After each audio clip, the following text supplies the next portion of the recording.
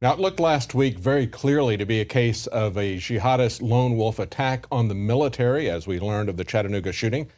This week, however, there's been a concerted effort to try to spin this into one troubled young man who was on drugs that caused him to get suicidal, but not talking about SSRI drugs, just talking about marijuana and alcohol.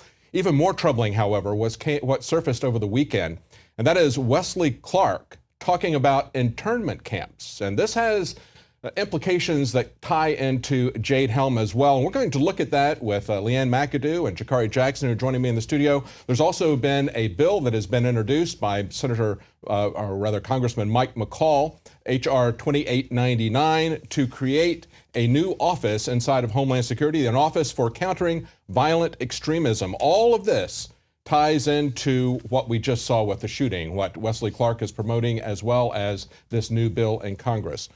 Leanne, Jakari, when I saw these comments from Wesley Clark, I was amazed because, in my mind, this ties in precisely to what we've seen from the mastering the human domain, the analytics, human domain analytics, the activity-based intelligence. That's precisely what he's proposing, and yet he's taking it to the next step, saying that people that are suspicious need to be interned in a prison camp before they can do something dangerous or violent. Well, it's the classic see something, say something, but now they're just going after their political opposition.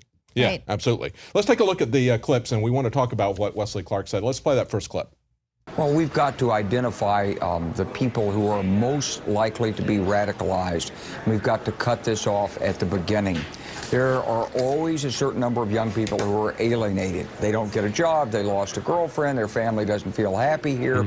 And we can watch the signs of that, and there are members of the community who will reach out to those people and bring them back in and encourage them to look at their blessings here. Okay, so he's saying we need to identify the people who have been radicalized. These are going to be people who have just lost their job, who are struggling. Maybe they lost their girlfriend. Maybe they got family problems. Where are they going to find this information? Right, That's going to be social media, right? Yeah, and he's basically describing every single teenager in America, anyone who feels alienated. Maybe they broke up with their girlfriend, or, I mean, think about all the millennials that are going to be really upset very soon when they cannot find a job. Absolutely.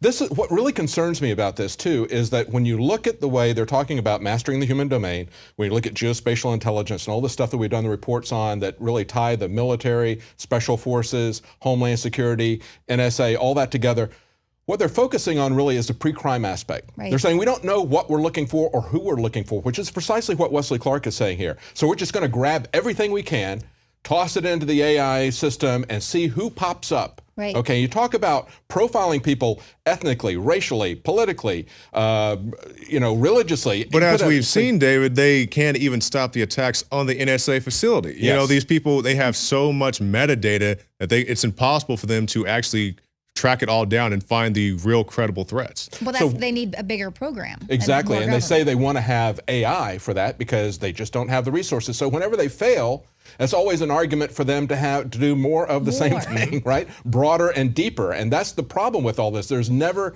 any end to it. Let's go to that next clip that he's got.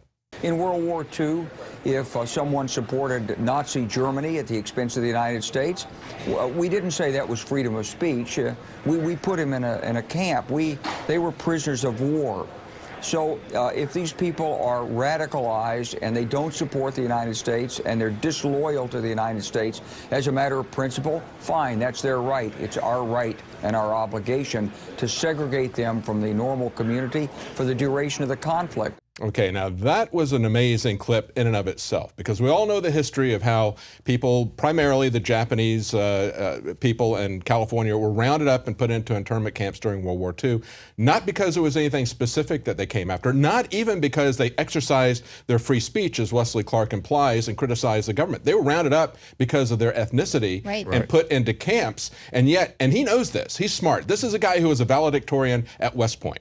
Okay, so he knows what this history is. He knows full well what this is, yet he's spinning it into something that it isn't and saying putting out the trial balloon that we're going to get rid of people's free speech. Yeah, they have a right to say that. We have a right to lock you up if you're disloyal to the American government. Right, and I love how he says keep them in there until the end of the war, which we all know that the war on terror is perpetual. So he's planning on keeping these people there indefinitely. And it's not just the Japanese, Dave. We also saw similar things with the Native Americans, Trail of Tears. Yes. You know, so Yes. to anybody who would say that that can't happen here, it already has happened here. Right. Many times. And they're already trying to make this about the patriots, you know, Yeah. right-wing extremists, and not so much necessarily radical Islam. So they're casting a really wide net of who can be indefinitely detained. When he ties us into the Nazis, I mean, nobody who was a Nazi sympathizer was locked up. They didn't lock up Charles Lindbergh, okay, who was Nazi sympathizer. They brought him over here and put him in Operation Paperclip. That's right. They didn't lock up. Well, they didn't lock up the royal family, okay, because they're not Nazi sympathies, okay. They did lock up Nazi spies, but that's a very different thing than somebody rounding somebody up because of their ethnicity, okay? But that's precisely what we're seeing with this new human domain analytics. They're looking at everything. They're looking at your ethnics. They're looking at your political affiliations, your religious affiliations, and then they are profiling you in a very dangerous way, because this is all going to be done automatically by artificial intelligence, because they simply don't have the manpower. It's like the East Germans, okay, during the Stasi. They had literally half of the people spying on the other half, and they still couldn't analyze all the data that they were grabbing on everybody. So they're going to have computers to do this, and when they do that, it's going to get very dangerous for people. Right, and they're talking about part of this $10 million budget for this new office is going to go basically for some more sock puppet accounts. They need more people online putting out disinfo. It's talking all about these counter propaganda campaigns. So we're going to see even more people in these chat rooms trying to confuse people, sending out Let's talk about that bill, because now what you're talking about is the bill that was introduced by Mike McCall, congressman here from Texas, House Bill 2899. This was put out June 25th of this year. It's to add an office for countering violent extremism. And listen to what they're looking for. They're going to identify risk factors that contribute to violent extremism, look at potential remedies for government and non-government institutions. That means they're going to identify people that they think might be targeted by propaganda. They call that violent extremist propaganda. And then they're going to have outreach efforts. That sounds so nice. From the Department of Defense and Homeland Security. They're going to basically counter violent extremism. In other words, they're going to create their own office of propaganda for people. If that doesn't work, then you get the Wesley Clark treatment. Okay, you get thrown into the jail system, right? And here they're looking for these, they say violent extremism means ideologically motivated terrorist activities. And we've seen in the past that they are surveilling people who are putting on vegan potlucks. Yes. So these are the terrorists. Just the most benign things we've seen: SWAT raids over people who have raw milk. I believe it was the Bureau of Justice Statistics said if you wear blue jeans, you know, just the most benign behavior, paying with cash. These are potential signs that you're a terrorist. Don't worry about that, Jakari, because one of these clauses here said this is the LOL clause, okay? Ensuring all activities related to countering violent extremism fully respect the privacy, the civil rights, and the civil liberties of all Americans. Oh, they're going, okay, well, that makes me feel a whole lot better. Put that in there, kind of a wink and a nod. But the amazing thing is that they define violent extremism as ideologically motivated terrorist activities. And they're not really even activities. This is just somebody exercising their free speech, as Wesley Clark is saying. I want to go over one more aspect of this, and that is the reaction of people to this proposal. I saw this on Crooks and Liars, which is a website that skews to the left. Okay, that's where I first saw it. They were absolutely amazed that their hero, somebody who had run for president as a Democrat, would come up with a process like this, a proposal, a radical proposal, because it's not the radicals that they're rounding up. These guys are the radicals, okay? These are the people who are rebelling against our form of government, people like Wesley Clark. So they were absolutely amazed that he would come up with this. But this is what the people that went to the website, how they commented on it. They said, well, in a way, I support this idea. Let's enter all the Republican politicians in a land that best exemplifies what they claim to want, someplace like Somalia. And then the next one says, sorry, but Texas would be the place to send them where they want to go anyway. Let's start building the fence.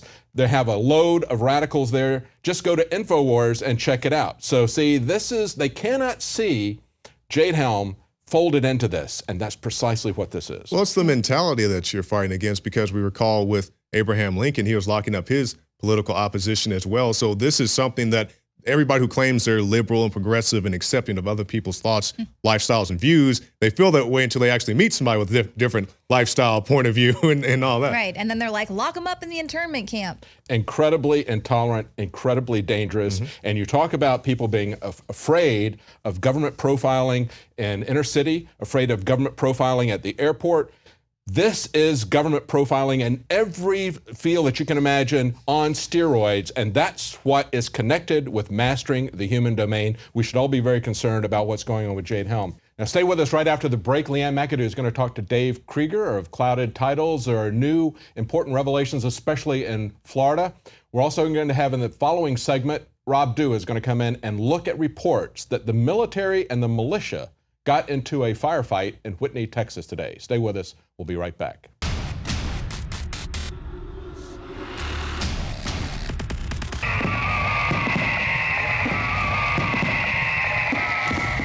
To celebrate the birth of our country and give a big thanks to all the info warriors out there, we are now offering free shipping on every item shipped out of the InfoWarsStore.com warehouse. That's free shipping on all t-shirts, books, and DVDs. Free shipping on Molon Labe and 1776 belt buckles, which are also 25% off while supplies last. Free shipping on all of our InfoWarsLife.com nutraceuticals. If it's in the InfoWarsStore.com warehouse, it's shipping for free, all during the month of July. It's our way of saying thanks to the true heart and soul of this operation, who stand beside us and support us as we wage an info war for liberty and freedom for all. InfoWarsStore.com, free shipping for the month of July.